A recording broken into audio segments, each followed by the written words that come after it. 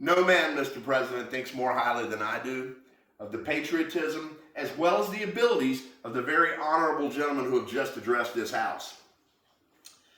But different men often see the same subject in different lights. And therefore, I hope it will not be thought disrespectful of those worthy gentlemen if, entertaining as I do an opinion of a character very opposite to theirs, I should speak forth my sentiments freely and without reserve. This is no time for ceremony. The question before this House is one of awful moment to the country. For my part, I consider it as nothing less than a question of freedom or slavery, and in proportion to the magnitude of the subject ought to be the freedom of debate. It is only in this way that we can hope to arrive at truth and fulfill the great responsibility which we hold to God and our country. Should I keep back my opinions at such a time through fear of giving offense, I should consider myself as guilty of treason towards my country and of an act of disloyalty to the majesty of heaven, which I revere above all earthly kings. Mr. President, it is natural to man to indulge in the illusions of hope.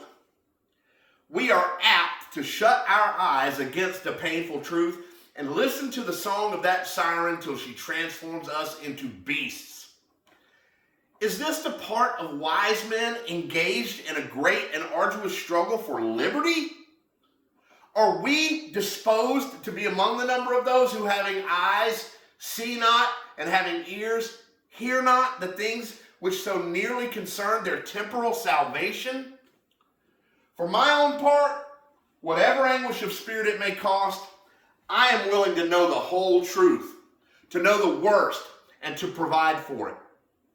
I have but one lamp by which my feet are guided, and that is the lamp of experience. I know of no way of judging of the future, but by the past. And judging by the past, I should wish to know, what has there been in the conduct of the British ministry for the last 10 years to justify these hopes of peace and reconciliation with which the gentlemen are pleased to solace themselves and the members of this House? Is it that insidious smile with which our petition has been lately received? Trust it not, sir. It will prove a snare to your feet. Suffer not yourselves to be betrayed with a kiss. Ask yourselves how this gracious reception of our petition comports to these warlike preparations which cover our waters and darken our land. Are fleets and armies necessary to a work of love and reconciliation? Have we shown ourselves so unwilling to be reconciled that force must be called in to win back our love? Let us not deceive ourselves, sir. These are the implements of war and subjugation, the last arguments to which kings resort. I ask, gentlemen, sir, what means this martial array if its purpose be not to force us to submission? Can gentlemen assign any other possible motive to it?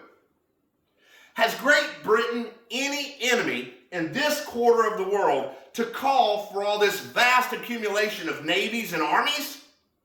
No, sir. She has none. They are meant for us. They can be meant for no other. They are sent over to bind and rivet upon us those chains which the British ministry has been so long forging. And what have we to oppose them? Shall we try argument? Sir, we have been trying that for the last 10 years. Have we anything new to offer upon the subject? Nothing. We have held the subject up in every light of which it is capable, but it has been all in vain. Shall we resort to entreaty and humble supplication? What new terms shall we find which have not already been exhausted? Let us not, I beseech you, sir, deceive ourselves any longer. We have done everything that could be done to avert this storm from coming on. We have petitioned, we have remonstrated, we have supplicated, We have prostrated ourselves before the throne and have implored its interposition to arrest the tyrannical hands of the ministry and parliament. Our petitions have all been slighted. Our remonstrances have produced additional violence and insult. Our supplications have been disregarded, and we have been spurned with contempt from the very foot of the throne. In vain, sir, after these things may we indulge the fond hope of peace and reconciliation. There's no longer any room for hope. If we wish to be free, if we mean to preserve inviolate those inestimable privileges for which we've been so long contending, if we mean not basely to abandon the noble struggle in which we have been so long engaged, and which we have pledged ourselves never to abandon until the glorious object of our contest shall be obtained, we must fight. I repeat it, sir, we must fight. An appeal to arms and to the God of hosts is all that is left us. They tell us, sir, we are weak, unable to cope with so formidable an adversary. But when shall we be stronger? Will it be the next week or the next year? Will it be when we are totally disarmed and a British guard shall be stationed in every house? Will we gather strength by irresolution and inaction? Shall we acquire the means of effectual resistance by lying supinely on our backs and hugging the delusive phantom of hope until our enemies shall have bound us hand and foot? Sir, we are not weak if we make a proper use of that means which a gracious God hath placed in our power. 3 millions of people armed in the holy cause of liberty, and in such a country as that which we possess, are invincible by any force which our enemy can send against us. Besides, sir, we shall not fight our battles alone. There is a just God who presides over the destinies of nations and who will raise up friends to fight our battles for us. The battle, sir, is not to the strong alone. It is to the vigilant, the active, the brave. Besides, sir, we have no election. If we were base enough to desire it, it is now too late to retire from the contest. There is no retreat but in submission and slavery. Our chains are forged.